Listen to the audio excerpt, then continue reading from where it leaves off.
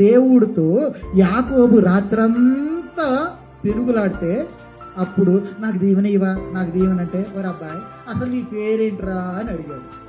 ఎందుకు అడిగాడు? యాకోబు పేరు దేవుడికి తెలీదా? ఎందుకు అడిగాడు?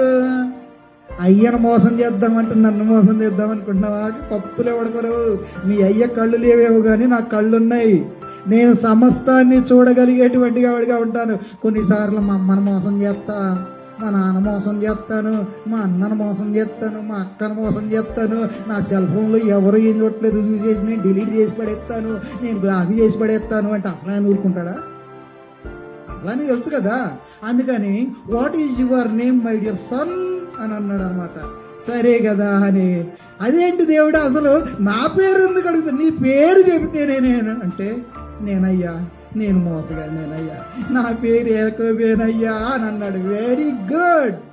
నువ్వు ఇప్పుడు ఒప్పుకున్నావు కాబట్టి, నాతో పోరాడావు కాబట్టి, నాతో పశ్చాత్తాపడ్డావు కాబట్టి, ఇక మీదట నీ పేరు యాకోబు కాదు, ఇశ్రాయేలే.